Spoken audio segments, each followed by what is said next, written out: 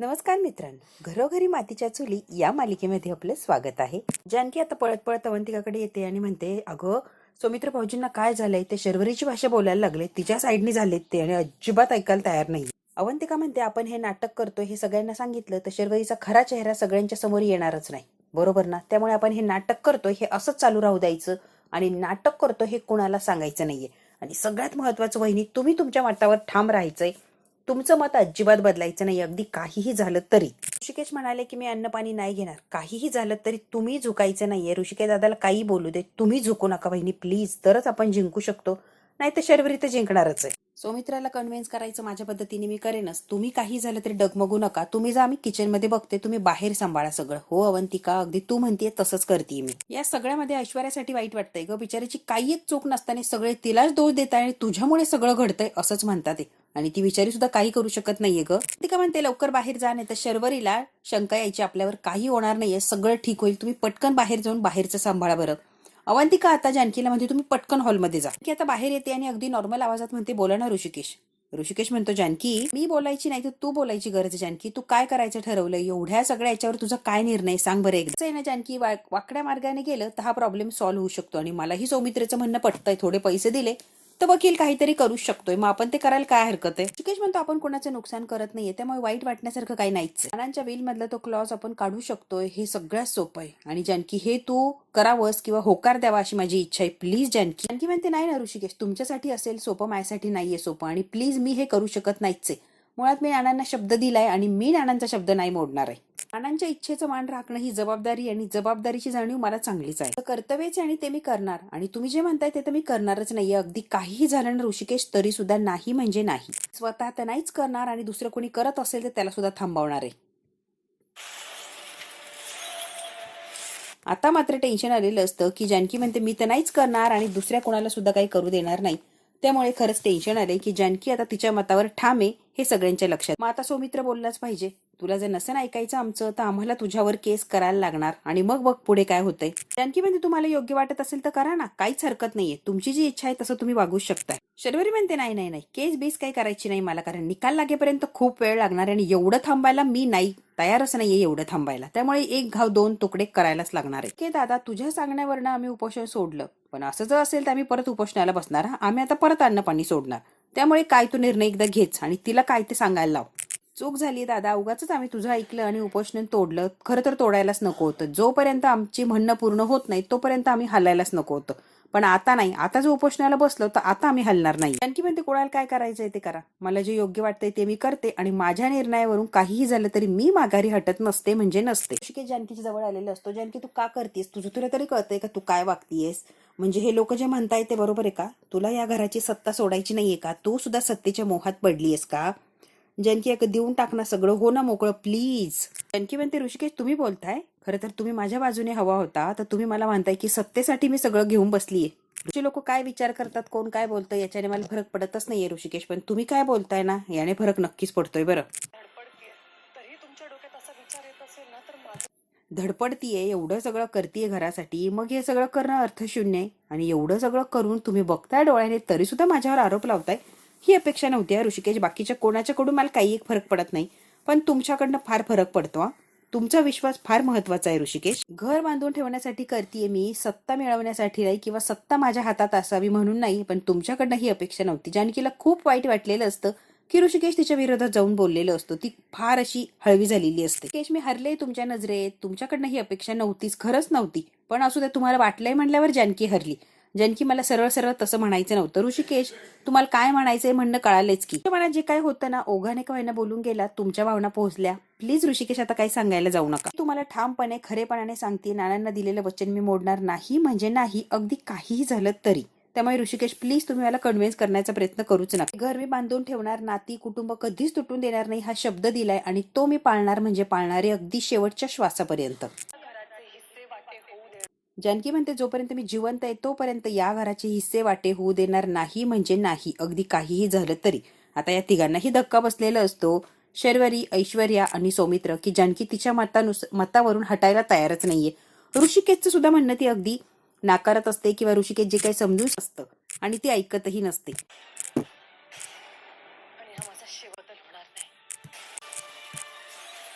जानकी म्हणते हा माझा शेवटचा निर्णय, यात काहीही बदल होणार नाही. आणि जानकी तन करत किचनमध्ये निघून गेलेली असते. ऋषिकेश आता हताश झालेला असतो. खरं तर ऋषिकेशने समजून सांगण्याचा प्रयत्न केलाय, पण जानकी सुद्धा तिच्या मतावरून हटलेलीच नसते. तिला जे करायचंय ती करणारच असते. शर्वरी आग लावायला आलेली असते. ऋषिकेशच्या समोरून उभी राहते आणि शर्वरी म्हणते, कळलं का तुला? इतकं बोलून सुद्धा तुझ्या बायकोवर काही परिणाम झालाय का? नाही ना. याचा अर्थ काय होतो? उद्या आईला जर काही लागलं तर तिच्या पुढे हात पसरायचे. मला ही हवंय जानकी, दे ना ग, दे ना ग. मग हिने हात पसरायचे. जानकीची इच्छा असेल तर जानकी देणार. आता हे सगळं असंच होणार आहे दादा. योग्य तो निर्णय घ्यायला लागणार आहे योग्य वेळेत, नाही तर जानकी बहिणी सगळ्यांना भिकाऱ्यासारखं तिच्या पुढे हात पसरायला लावणार आहे. कळतंय का तुला मी काय सांगतेय? शर्वरीने आता ऋषिकेशला फूस लावायला, त्याला भडकून द्यायला सुरुवात केलेली. हे काही आम्ही खपवून घेणार नाहीये दादा, प्लीज. आम्ही याच्यातलं काही एक सहन करणार नाहीये. जानकी वहिनीला आवर घाल, तिला कन्व्हिन्स कर, तिला काहीही कर. साम दाम दंडभेद, तुला काय वापरायचं ते वापर. जानकी बहिणीला तिचा निर्णय मोडायला लाव म्हणजे लाव, कारण आम्ही ऐकून घेणार नाही. आम्ही हे सहनच करणार नाही. आता ही शर्वरी काय त्या जानकीची मनमानी खपवून घेणार नाही. आता ऐश्वर्या सुद्धा बोलायला लागलेली असते. आम्हाला जे करायचे ते काही म्हणू दे आणि काही नाही म्हणू दे जानकी, आम्ही तिचं म्हणणं ऐकणार नाही आणि आम्हाला जे करायचंय ते करणार म्हणजे करणारच. शर्वरी म्हणते, दादा पहिलं आणि शेवटचं ऐक. जानकीला तिचा निर्णय बदलायला लागणार म्हणजे लागणार, अगदी काहीही झालं तरी. आता सगळ्यांचीच डोकी फिरलेली असतात.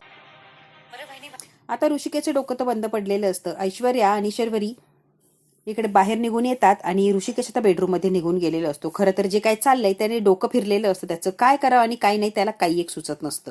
इकडे आता जानकी आणि अवंतिका किचनमध्ये आलेली असतात. स्वयंपाकाची त्यांची तयारी चाललेली असते. अवंतिका म्हणते, भाजी झालीये, कणिक भिजून ठेवले, आता काय करायचंय? कुकर लावायचंय का? पुढे काय करायचंय बहिणी सांगा बरं. जानकीचं कशातच काही लक्ष नसतं. ती विचारचक्रात अडकलेली असते आणि तिला फार टेन्शन आलेलं असतं. अवंतिका म्हणते, बहिणी तुमच्याशी बोलती मी, काय चाललंय तुमचं? कुठे हरवलात तुम्ही? आता खरं तर जानकीचं कशात जानकी म्हणते, अवंतिका मुद्दामून वागती कमी. हे सगळं मला सत्ता हवी म्हणून करते का? सत्तेसाठी, पैशासाठी, मान सन्मानासाठी करते का? अवंतिका म्हणते, बहिणी असं काहीच नाहीये. हे लोक तुम्हाला मुद्दाम भडकवून देत आहे, जेणेकरून त्यांना जे करायचंय ते साध्य करू शकताय म्हणून. तुमचं म्हणणं बदलावं यासाठीच हे सगळं चाललंय. त्यामुळे प्लीज प्लीज तुम्ही कशाचाच काही विचार करू नका. खरं तर जे काही चाललंय ते अजिबात योग्य नाहीये. तुम्ही जे वागताय ते योग्य आहे. त्या लोकांच्याकडे लक्ष देऊ नका आणि तुमचा निर्णय बदलू नका. प्लीज वहिनी, त्यांचा अजिबात विचार करू नका. अवंतिका तिच्या बाजूने जानकीला समजून सांगण्याचा पुरेपूर प्रयत्न करत असते. पण जानकीला टेन्शन आलेलं असतं, कारण सगळेच तिच्या विरोधात असतात. तिने मान्य केलेलं असतं. ऋषिकेश स्वतः तिच्या विरोधात हे जानकीला सहनच होत नसतं. ती आता विचार करते, अगदी कोलमडलेली असते. मुद्दामून गिल्टी फील करवत आहे. त्यांना असं म्हणायचं लवकर मान झुकवावी. अवंतिका, ऋषिकेश बोलले ना तर हे मला सहनच होत नाही, त्यामुळे मला अगदी कसतरी होतंय ग. ऋषिकेशला दुखावलं की मला जमणारच नाहीये. वहिनी तुम्हाला स्ट्रॉंग राहायला लागणार आहे. प्लीज वहिनी तुम्ही स्ट्रॉंग राहा. असं काहीही विचार करू नका, कारण त्या लोकांना तुम्ही कोलमडून पडावं हीच अपेक्षा आहे. त्यामुळे त्यांना हवंय तसं करू नका. तुमच्या मतावर तुम्ही ठाम राहा. अवंतिका शेवटपर्यंत जानकीला सांगत असते की कोणाचाच विचार करू नको.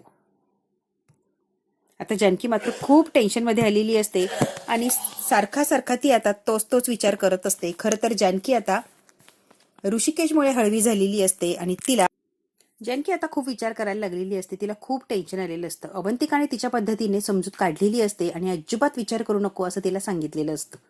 ते आता बाहेर येते. बाहेर तर वेगळाच तमाशा चाललेला असतो. सुमित्रा म्हणते, काय करायचंय रे सौमित्र? जानकी काही ऐकायला तयार नाहीये. या दोघी परत आता नाटकं करत असतात आणि उपोषणाला बसलेले असतात. सौमित्र म्हणतो, हे तुम्ही जे करताय ना याचा काहीच उपयोग होणार नाहीये. जानकी वहिनी हे सगळं केल्याने पाघळणार नाहीये म्हणजे नाही, आणि तिच्यावर तर परिणाम अजिबात होत नसतो. त्यामुळे तुम्ही कशाचा काही एक विचार करायला जाऊ नका. ऐश्वर्या म्हणते, नाही तिला या वेळेला आमचं ऐकायलाच लागणार. सौमित्र म्हणतो, तुम्हाला काय करायचं ते तुम्ही करा, मी मात्र तिच्यावर केस करणार म्हणजे करणार. आपण सगळ्यांना मिळून जर तिच्यावर केस केली तर तिला आपलं म्हणणं ऐकायलाच लागणार आहे. तिला आपल्याला वाटणीचं जे काही आहे ते द्यायलाच लागणार आहे. अवंतिका आलेली असते. सौमित्र तू वेडायस काय रे? या दोघींचं समजू शकते, या कशातच नाहीये, या पूर्ण बधीर झाल्यात. पण तू तू का असं वागतोय रे? सत्तेसाठी वहिनी सगळं करतीये, पैशासाठी सगळं करते असं म्हणायचंय का तुला? अरे तिला हे घर एकत्र बांधून ठेवायचंय, प्रेमाने लोकांना एकत्र ठेवायचंय. तुझं काय रे भलतंच चाललंय? अवंतिका, माझा निर्णय झालाय आणि तू शहाणपणा शिकवू नकोस आणि या विषयावर मला चर्चा नकोच आहे.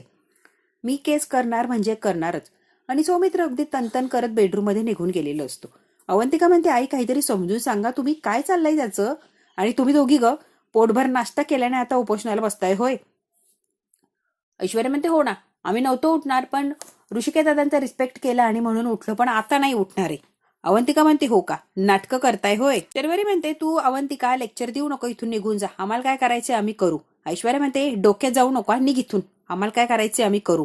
अवंतिका म्हणते निर्लज्जपणाची हद्द गाठलीये तुम्ही. आता सुमित्रा म्हणते अवंतिका या दोघी हट्टीपणा करताय असं नाही ग, जानकी सुद्धा किती हट्टीपणा करतीये, ती सुद्धा अडून बसलीच आहे ना, ती का ऐकत नाहीये. एक घाव दोन तुकडे कर, तिला पहिल्याच दिवशी सांगितलंय मी. तिच्या डोक्यात काय येत नाहीये, काय एवढं प्रकरण लांबवती ती. तिने सुद्धा माघार घ्यायची, काय तर म्हणे नानांचा शब्द द्यायचं की सोडून आणि द्यायचं यांना मोकळं करून. कशाला हे घरात वादविवाद चाललेत. अवंतिका आता म्हणते आई तुम्ही सुद्धा असंच बोलताय यांच्यासारखं, मग काय करू. रोज वादविवाद होण्यापेक्षा जे आहे ते कळून द्यायचं ना जानकीनं. आता अवंतिकाचंही डोकं बंद पडलेलं असतं की सुमित्रा सुद्धा जानकीच्या विरोधात गेली आणि आता शर्वरी आणि ऐश्वर्या हसायला लागलेले असतात, कारण यांना हेच हवं असतं. त्यांना जे हवंय ते बरोबर आता सुमित्रा बोलायला लागलेली असते. थोडक्यात ऐश्वर्या आणि शर्वरीची भाषा सुमित्रा बोलते. त्यामुळे आता यांना फार छान वाटलेलं असतं की आमच्या बाजूने आता जवळ. कसं आहे ना बहिणी, जे करताय ते अगदी बरोबर आहे, पण तुम्हाला कसं कळत नाही आई, आणि या दोघींना मला तेच कळत नाही. आणि मुळात म्हणजे आई तुम्ही यांची भाषा बोलताय याच मला आश्चर्य वाटते. अगं बाई सगळं माहितीये जानकी, सगळं चांगल्या याने करतीये, पण घरात काय वातावरण आहे जानकीला दिसत नाहीये का. मग द्यायचं की विचार सोडून या दोघींच्या हट्टापुढे जानकीने नमायचं ना. द्यायचा विषय सोडून कशाला एवढं करत बसली ती. दे की तिला म्हणा सगळं सोडून. आता अवंतिकाचं डोकंच बंद पडलेलं असतं की काय. सुमित्रा म्हणते तू समजावून अगं तिला. अवंतिका म्हणते मी सॉरी आई, मी काहीच समजायला जाणार नाहीये. बहिणींचं काहीच चुकत नाहीये, चुकतंय ते आपल्या सगळ्यांचं चुकतंय, त्या बिचारीचं काहीच चुकत नाहीये. या दोघी हट्टीपणा करताय, सौमित्र हट्टीपणा करतोय, त्यांना दापत नाहीये तुम्ही आणि बिचाऱ्या जानकी बहिणीवर दबाव आणताय का. मी तसं काहीच करणार नाहीये. जानकी बहिणीचा निर्णय पटतोय आणि ओरमाडल्या लोकांची साथ देणार नाही म्हणजे नाही. यांना ओरमडून खायची सवय ना, ओरमडून खाऊ द्या, मी यांच्यात पडणार नाहीये. आता यांना धक्का बसलेला असतो, खूप कटू शब्द वापरलेला असतो की हे ओरमाडून खाताय, हक्काने घेत नाहीये. ऐश्वर्या म्हणते आईला कशाला सांगताय, ही ऐकणार नाही, ही जानकीची चमची आहे, जानकीच्या विरोधात कशी जाणार ना, जानकीच्या मागे मागे मागे करणार. तरी म्हणते करेक्ट, काही होऊ दे, किती जरी अडून बसू दे, आमच्या पायापाशी नाक घासायला लावणार म्हणजे लावणार, अगदी काहीही झालं तरी तुम्ही बघाच. आता इकडे आता जानकी किचनमध्ये स्वयंपाक करत असते. आता अवंतिका आलेली असते. या शर्वरी वंशांना काय करू ना काय नाही काही कळत नाही. बघितलं ना इरिटेट होतंय मला. काय झालंय अवंतिका, का चिडचिड करतेय, तू शांत हो बरं. जानकी आता अवंतिकाला शांत करते, पण अवंतिका काही शांत बसत नसते, ती खूप चिडलेली असते त्या सगळ्यांवरच. आई सुद्धा तशीच भाषा बोलायला लागल्यात वहिनी. अगं आईचं काय, आई गोंधळून गेल्यात ग, काय करावं काय नाही, कुणाची बाजू घ्यावी, कुणाची बाजू चूक, कुणाची बरोबर, काही कळत नाही अवंतिका. त्या तरी काय करतील ग, समोर जे दिसतंय त्यावर त्या रिॲक्ट होत आहे. हो ना. आणि शर्वरी काय सगळ्या गोष्टींमध्ये स्वतःचा फायदा करून घेते, सगळ्यांना आपल्या बाजूने वळवलंय तिने बरोबर. हो, त्या शर्वरी वंश आणि ऐश्वर्यामुळे तर सगळं होतंय ना. आता जानकी आणि अवंतिका असते, त्यांना टेन्शन आलेलं आहे की आता करायचं काय. कारण शर्वरी काय थांबायला तयार नसते, अजिबात ती माघार घेत नसते.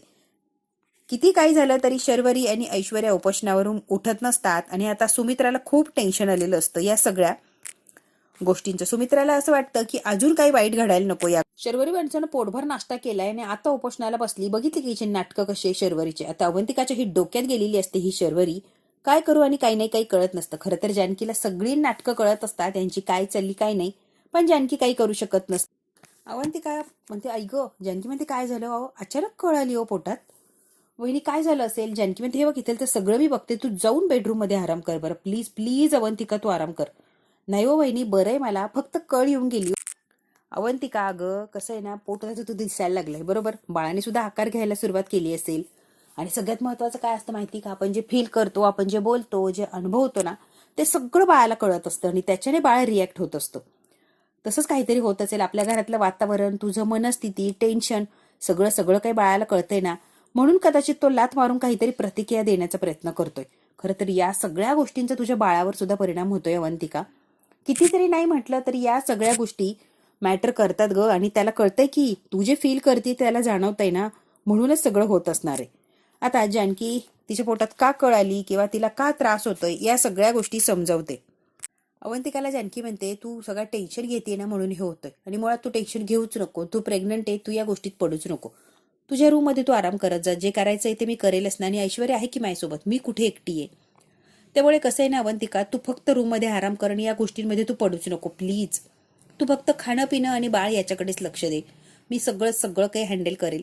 थोडे दिवस ग, मग काय सगळं नॉर्मलच होणार आहे. तोपर्यंत प्लीज प्लीज अवंतिका तू टेन्शन घेऊ नको, आणि वाटलंच तुला काही तर आपण डॉक्टरांच्याकडे जाऊन येऊ.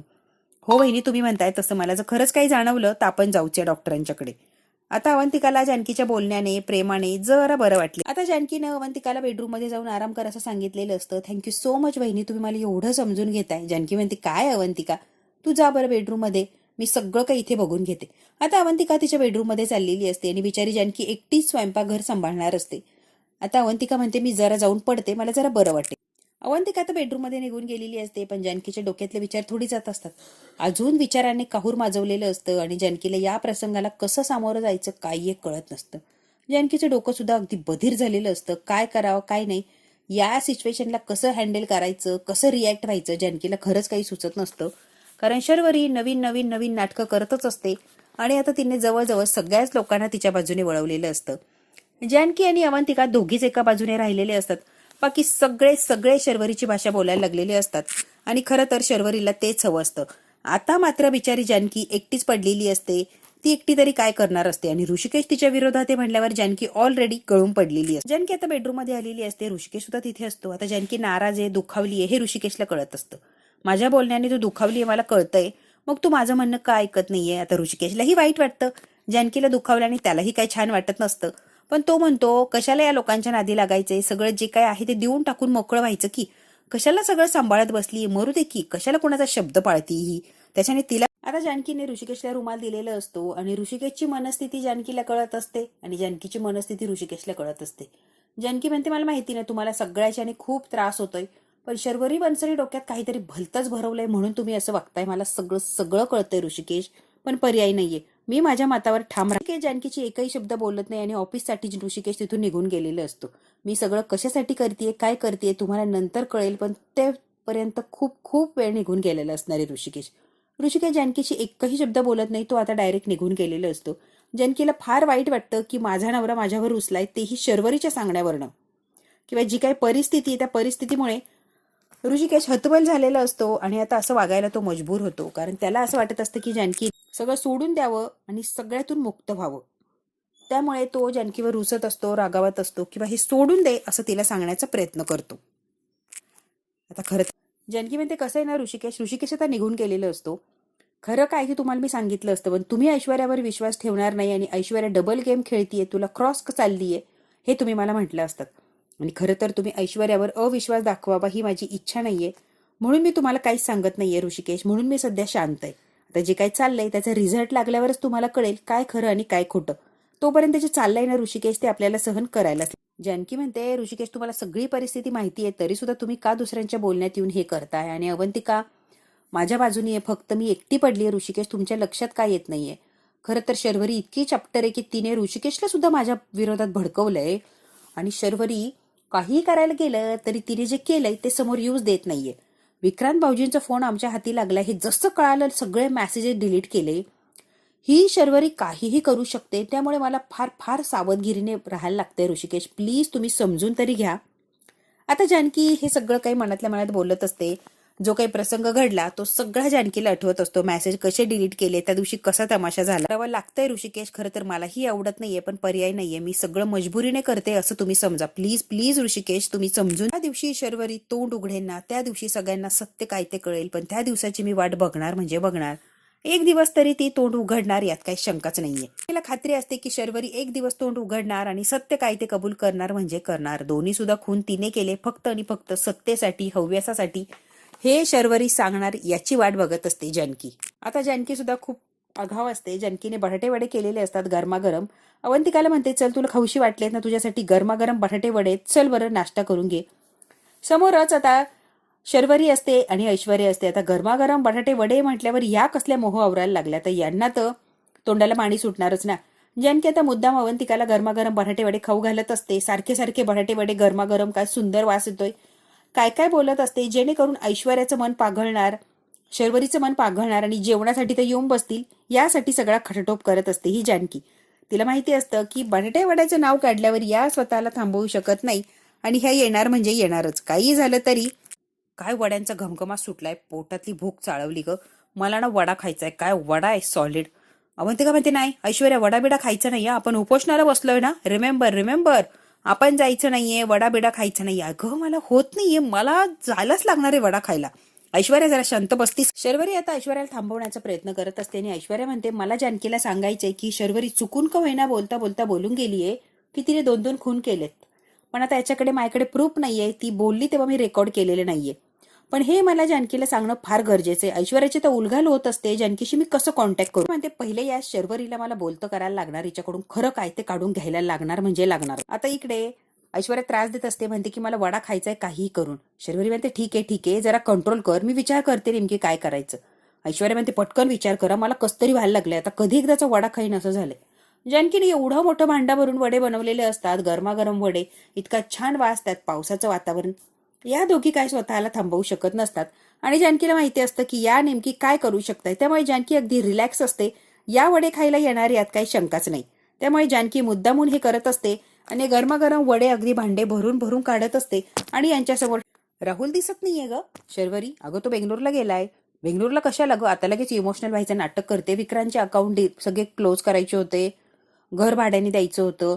कसं आहे ना, राहुलला पॉवर ऑफ अटर्नी दिली ना, त्यामुळे सगळी कामं तो करणार आणि कामं झाली की तो येणार. आता माझं जाणं शक्य नाहीये, मग राहुल गेला सगळी कामं करून येणार आहे. ऐश्वर्या म्हणते हो, म्हणजे राहुलच्या हातात सगळी सत्ता आहे. तू का विचारते राहुलच्या बाबतीत? अगं वडा, तो जर इथे असता तर गपचूप वडे आणून दिले असते ना त्याने, म्हणून. आता तो नाहीच आहे म्हणल्यावर इथून कसं उठायचं आणि कसे वडे आणायचे ना, म्हणून विचारलं मी. दुसरं काही काम नाही आहे. शर्वरी तसं सांगितलं असतं, गुपचूप आपण खाल्ले असते, पण राहुलने एवढं तर काम केलं असतं. पण आता मात्र या दोघींना कसं तरी होत असतं. खाणं पिणं यांना वाटत असतं की वडे जाऊन खावेत, यासाठी धडपड धडपड करत असतात.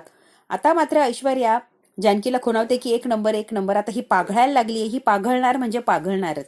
अवंतिका जानकी एकमेकींकडे बघून हसत असतात आणि ऐश्वर्या अवंतिका सुद्धा आता हळूहळू उपोषण तोडायचं की काय याचा विचार करत असतात. खरं तर मित्रांनो, हा भाग इथेच संपतोय. उपोषण तोडणार की नाही हे कळणार आपल्याला पुढच्या भागात. पुढच्या भागात जर काय होणार आहे आपण अगदी थोडक्यात बघूया. आता सुमित्रा जोर जोरात आवाज देत असते की जानकी जानकी. जानकी म्हणते आई काय आहे, कशाला आवाज देताय तुम्ही, काय झालंय? जानकीचा फोन कोणीतरी हॅक केलेला असतो आणि जानकीच्या फोनवरून सगळ्यांनी धमकीभरे मेसेज फेकलेले असतात जानकीनं. आता सगळ्यांचा गैरसमज होतो आणि जानकीला म्हणतात की तू आम्हाला धमक्या द्यायला लागलीस का? आता जानकी म्हणते शक्यच नाहीये. ऋषिकेश म्हणतो मला सुद्धा धमकीचे मेसेज आलेत. अवंतिका म्हणते वहिनी हॅक फोन झाल्यामुळे सगळं काही होतंय, तुम्ही काही करणार नाही हे सगळ्यांनाच माहितीये, पण कोणीतरी तुमचा फोन हॅक केलाय आणि त्याच्यातनं हे सगळे कारनामे चाललेत, तुम्ही काही केलेलं नाहीये. जानकी म्हणते माझा फोन हॅक केलाय म्हणजे बरीच मज्जल गाठलीये समोरच्याने. आता जानकीलाही टेन्शन आलेलं असतं की हे सगळं नेमकी चाललंय तरी काय, फोन हॅक वगैरे केलाय म्हणजे प्रकरण सगळं डेंजरच आहे. सगळे पैसे जानकी बहिणीच्या अकाउंटला आहे. आता तिचं अकाउंट जर हॅक झालं तर सगळे पैसे जातील की. आता अवघड आहे, आता टेन्शनचं कारण आहे. आता हे शर्वरीला बरोबर कळालेलं असतं की अकाउंट हॅक झालंय म्हणजे पैसे तर उडणार. मात्र जानकीला टेन्शन आलेलं असतं की खरंच जर कोणी माझं अकाउंट हॅक केलं असेल तर पैसे उडतील त्याच्यातले.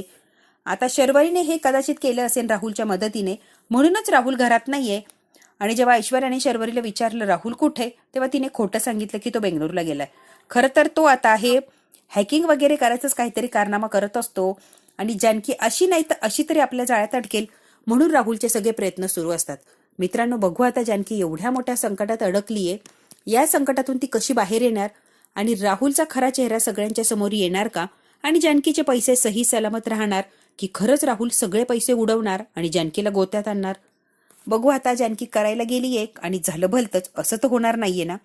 हे सगळं जर बघायचं असेल, या सगळ्या प्रश्नांची उत्तरं जर हवी असेल तर आपल्याला बघायला लागणार आहे पुढचा भाग. हा भाग इथेच संपतोय. व्हिडिओला लाईक शेअर सबस्क्राईब नक्की करायचे. धन्यवाद.